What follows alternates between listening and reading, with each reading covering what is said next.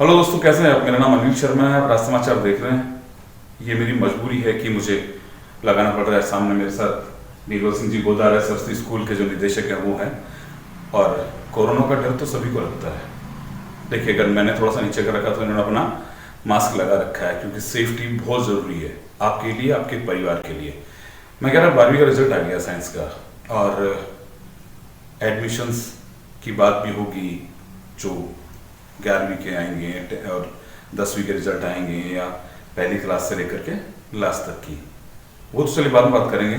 Sir, आपका आज समाचार में बहुत बहुत स्वागत है। पहली बात तो ये बहुत बहुत धन्यवाद आपको अनिल जी। सर, आपका मैंने रिजल्ट देखा है, इतनी सारी फर्स्ट डिवीजन, इतने सारे 90 के ऊपर, आप करते क्या है सर? देखिए अनिल जी, रिजल्ट की बात जहाँ तक है, मतलब सबसे पहले तो मैं सभी छात्र छात्राओं, अभिभावकों को और जो भी लोग इस विद्यालय से प्रत्यक्ष या अप्रत्यक्ष से जुड़े हों, उन सभी को बधाई देना चाहूँगा, उनको साधुवाद देना चाहूँगा कि उनके अथक मेहनत और प्रयासों का ही ये परिणाम है, जिसके कारण से आज ये परीक्षा परिणाम देखने के लिए मिल रहा है। अब रही बात करनी, तो करने के लिए तो क्या है, जो भी व्यक्ति है उसको कर्म करना पड़ता है, और यदि हम सही कर्म करें तो सफलता निश्चित मिलनी है। और यही हमारा टारगेट रहता है कि हम हमारा कर्म करते रहते हैं, फल की इच्छा नहीं करते। गीता में भी कहा गया है मनुष्य को कि आप अपने कर्म करते जाइए, आप फल की इच्छा मत करो। क्योंकि यदि कर्म हमारा सही है, सब मार्ग पे है, तो निश्चित रूप से फल है वो अच्छा मिलता है। हाँ, वैसे सरस्वती का मंदिर है कि माँ सरस्वती है। बिल्कुल बिल्कुल, माँ सरस्वती है, माँ निर्मला है, काफी हमारे ऊपर कृपा दृष्टि है, और उन्हीं की कृपा दृष्टि के कारण से हम लोग ये काम कर पाते हैं। अब करने की बात जहाँ तक है, वहाँ तक यही है कि विद्यालय में जो भी छात्र छात्रा आते हैं, उनके लिए विद्यालय परिवार है, विद्यालय का जो स्टाफ है वो अपना 100% काम करता है। और उनको हम स्टूडेंट के रूप में नहीं देखते हैं, उनको हम हमारे खुद के बच्चों के रूप में देखते हैं। एक माता पिता अपने बच्चे का पालन पोषण परवरिश किस प्रकार से करता है, क्या उनका टारगेट होता है, वही चीज़ें हमारे दिमाग में होती हैं कि जो भी स्टूडेंट्स हैं वो स्कूल में आते हैं, वो हमारे बालक बालिकाएं हैं, हमारे अपने खुद के हैं। उनके लिए हम जितना करना चाहते हैं उतना करने की कोशिश करते हैं। और सबसे महत्वपूर्ण जो इस विद्यालय की जो विशेषता है, वो आप जहाँ कहीं भी जाएंगे आपको सुनने के लिए मिल जाएगा। इस विद्यालय का जो सबसे महत्वपूर्ण बिंदु है वो अनुशासन है। विद्यालय का सबसे पहला प्रमुख फोकस रहता है अनुशासन को, अदर काम सारे बाद में होते हैं। और जहाँ अनुशासन होगा तो मेरा मानना है वह जगह दिन दुनी रात दुगनी प्रवेश करती है। गोदारा जी ने कहा कि जहाँ अनुशासन होगा वहाँ वाकई ही प्रगति होती रहती है, क्योंकि अनुशासन आपको, जैसे आप सेना की बात करते हैं, सेना में अनुशासन है। एक लाइन में चले तो एक लाइन में, अगर उनके कमांडर ने ऑर्डर फाइनल कर दिया ऐसा है आपको जाना है, तो बिना रोके से चले जाते हैं, बिल्कुल जाते हैं। इसीलिए अपने देश की सुरक्षा हो पाती है। अनुशासन मस्ट होता है। परीक्षा परिणाम आया, बड़ी खुशी हुई कि आज ही केवल मात्र विधानसभा क्षेत्र मत देखिए, आपके विद्यालय का जो परीक्षा परिणाम आया है, इसको आप ओवरऑल राजस्थान में यदि मूल्यांकन करेंगे तो एक बहुत अच्छी पोजीशन पे है। परीक्षा के अंदर 357 बच्चे बैठे थे 12वीं साइंस के अंदर, उनमें से 340 फर्स्ट डिवीजन है। 340 फर्स्ट डिवीजन 340 फर्स्ट डिवीजन है, 16 सेकंड डिवीजन है। और ये 16 सेकंड डिवीजन है, वो भी उनमें से अधिकांश ऐसी हैं कि थोड़ा सा और यदि वो प्रयास कर लेते तो फर्स्ट डिवीजन ये 350 में चली जाती। ओनली फॉर 6 रहती है ऐसी इसकी जिंदगी, मतलब हम ये मानते हैं कि भाई सेकंड डिवीजन आई है। छात्र छात्राएं स्कूल के अंदर आते हैं, उनको सिलेबस कराना तो हर स्कूल की जिम्मेदारी होती है, सिलेबस करवाना ही है जितना सिलेबस दिया गया।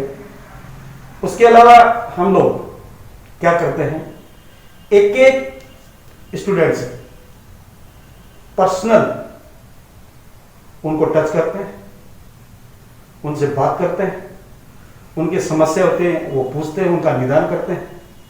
पेरेंट्स से हम डायरेक्ट लाइजन रखते हैं। स्टूडेंट्स की जो परफॉर्मेंस है या कमजोरियां हैं वो हम पेरेंट्स तक निश्चित रूप से पहुंचाते रहते हैं। पेरेंट्स से विद्यालय से संपर्क भी रखते हैं और विद्यालय और पेरेंट्स मिलकर के बच्चे की देखरेख करते हैं, तो वो बच्चा निश्चित रूप से आगे बढ़ता है और आगे बढ़ेगा तो परीक्षा परिणाम अच्छा आने आना।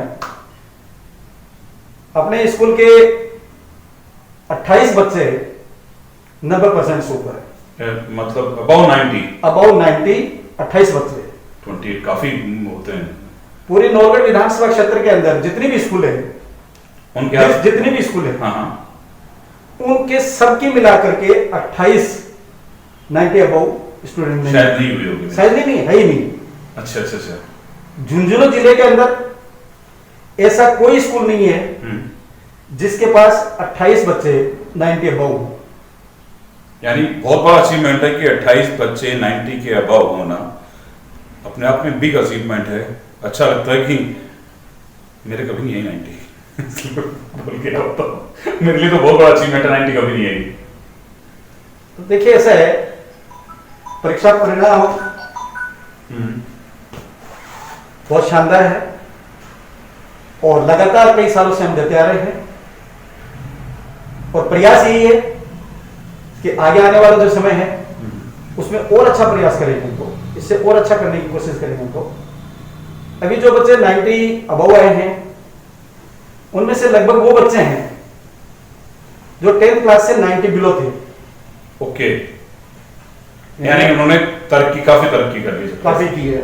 जैसे 96 में जो बच्चा है उसके अप्रोक्सीमेटली मेरे को जहां तक ध्यान है 85 के लगभग थे उसके 10th क्लास में, 83 या 85 थे लगभग। सर 11% बहुत होता है, 12% के करीब उसका इंक्रीज है, वो 96 पे हो जाए। ऐसे लगभग बच्चे हैं वो प्लस एज में, और जो बच्चे प्लस होते हैं वही रिजल्ट होता है।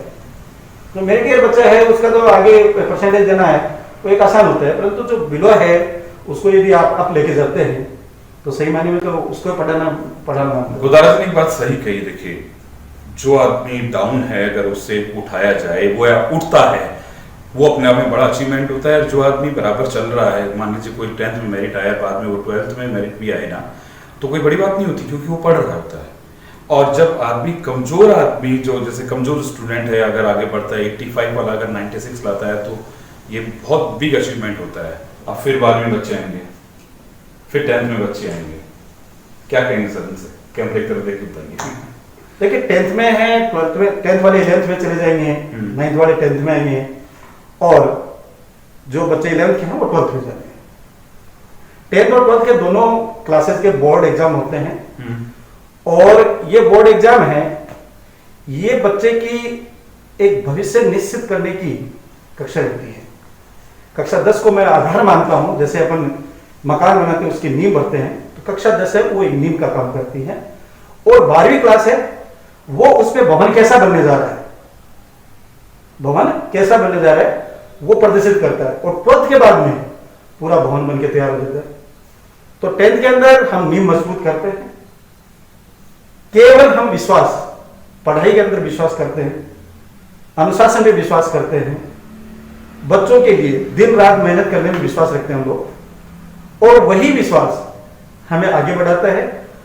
और आसपास के एरिया के अंदर आज जितने भी बच्चे 12th करके निकले हुए हैं अब तक भी, उनका यदि मूल्यांकन किया जाए तो आपके विद्यालय के स्टूडेंट्स हैं वो सरकारी नौकरी में भी अन्य विद्यालयों की अपेक्षा बहुत ज्यादा मिलेगा आपको। प्राइवेट जॉब में तो मिलने सरकारी जॉब में बहुत ज्यादा मिलेगा आपको, वो मेहनत का फल है। गोदारा जी ने कहा कि हमारी मेहनत का फल है, आपको हमारी विद्यालय के जो काफी बच्चे हैं सरकारी जॉब में मिलेंगे। देखिए मेहनत करेगा तो मिलेगा। लेकिन एक सबसे बड़ा अचीवमेंट ये है कि कमजोर बच्चे यहाँ आगे अप हो रहे हैं, और इन्होंने ये भी कहा कि आपको जैसे जैसे आप आगे बढ़ते हैं आपको अपना मूल्यांकन खुद भी करना चाहिए, और टीचर पढ़ाता है और आपको गुणाता भी है। यानी अनुशासन के साथ साथ अगर आपकी एजुकेशन अच्छी हो तो आपको आगे ले जाती है। दोनों चीजें होनी चाहिए, एजुकेशन, अनुशासन और राष्ट्रीयता, ये 3 चीज। क्योंकि मैंने यहाँ जब भी आगे देखता हूँ तो यहाँ पे जितने भी लेक्चर होते हैं वो राष्ट्रीयता पे ज़्यादा देखने को मिलते हैं। जब इनके कोई भी प्रोग्राम होते हैं तब किसी ना किसी बड़े जो राष्ट्र के लीडर हैं उनको लेके कोई ना टॉपिक ये खुद गोदारा जी उनको उनकी जीवनी के बारे में बताते हैं। क्योंकि देखिए, आप बड़ों की जीवनी सुनेंगे।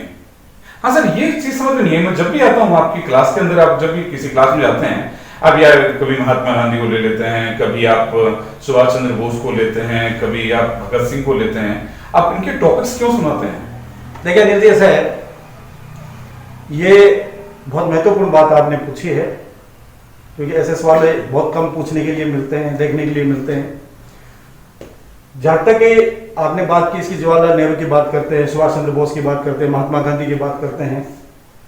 ये देश किससे बना है? जिस देश में आज हम आजादी की श्वास ले रहे हैं, जिस देश का अन्न जल खाते हैं लोग, वो देश कैसे मिला है, उसको हमें ध्यान में रखना बहुत जरूरी होता है। जैसे स्टूडेंट होता है, वो प्राइमरी के टीचर को कभी नहीं भूलता है। हाँ, नहीं भूलता है। प्राइमरी के टीचर को कभी नहीं भूलता, बड़ी क्लासेस के टीचर को भूल जाते हैं, परंतु प्राइमरी के टीचर को कभी भी स्टूडेंट नहीं भूलता है। तो हम जिस देश में रहते हैं, उस देश के जो फाउंडर है, जिन लोगों ने रात दिन मेहनत करके इस देश को आज इस स्थिति में पहुंचाया है, उन लोगों को यदि हम याद नहीं करें, उनके गुणगान बखान नहीं करें, तो आज की वर्तमान जो पीढ़ी है उसको कैसे पता चलेगा कि हमारा देश किस स्थिति से निकल करके कहां पहुंचा है। अच्छा, तभी आप एक लेक्चर को लेकर सुना। जब हमारा देश गुलाम था, आज हम आजाद हैं।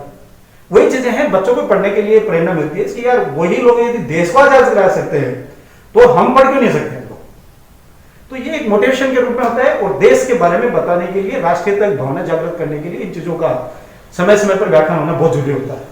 समय समय पर व्याख्यान होना जरूरी होता है। साथ में मैं देखिए, मैं मेरी तरफ से कहता हूँ, ये तो शिक्षाविद भी हैं, आप अपने बच्चों को, अगर जो बड़े लोग सुन रहे हैं, एक बात जरूर ध्यान रखिए कि अगर आपको अपने बच्चों को राष्ट्रीयता सिखानी है, बच्चों को मोटिवेशनल कुछ बोलना है, तो उनके बारे में बताइए जिन्होंने हमारा देश आजाद करवाया है, जो हमारे वीर स्वतंत्रता सेनानी थे, महाराणा प्रताप हैं, दुर्गादास राठौड़ हैं, ये जितने भी लोग थे, उनके बारे में बताइए कैसे इन्होंने लड़ाइयाँ लड़ी है, किस तरह अपने स्वाभिमान के लिए, महाराजा सूरजमल हैं, इन लोगों ने कैसे अपने देश के लिए है ना अपना बलिदान दिया।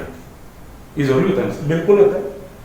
जैसे बच्चा जब छोटा होता है, 4-5 साल का होता है, तो उसको दादा दादी कहानियां सुनाती हैं, वो अपने पिता और माता के बारे में बताते हैं कि हमारे माता पिता कैसा जीवन जिया, किस प्रकार से उन्होंने ये मार्ग है इसको कवर किया उन्होंने। ठीक है, ठीक है। फिर माता पिता हैं, वो अपने माता पिता की बातें बताते हैं। क्यों बताना जरूरी है? ये बताना बहुत जरूरी होता है। परिवार की जो पीछे की जो बातें होती हैं, परिवार के जो संस्कार होते हैं, परिवार के जो रीति रिवाज होते हैं, वो बताना बहुत जरूरी है। वो बच्चों के ऊपर बहुत ज्यादा इफेक्ट करता है। गोदारा जी ने कहा कि ये चीजें बहुत इफेक्ट करती हैं, और इनका रिजल्ट आया, इन्होंने बता दिया कि इतना है। क्योंकि मैं तो निकल रहा था, मैंने कहा जो चीज अच्छी है वो आप लोगों से शेयर की जाए, इसलिए मैंने सोचा कि गोदारा जी का इंटरव्यू क्यों ना करूं। और देखिए, शिक्षाविद हैं तो चीज अच्छी बताएंगे आपको, शिक्षाविद हैं तो अच्छा ही रिस्पॉन्स बच्चों को मिलेगा, क्योंकि बच्चे अगर पूछेंगे। तो आपको प्रोग्राम कैसा लगा, एक तो नीचे कमेंट में बताइएगा जरूर आप। दूसरा, आपने गोदारा जी को सुना है, उस पर जरूर ध्यान दीजिएगा, क्योंकि ये चीजें आपके बच्चों के लिए बहुत जरूरी है।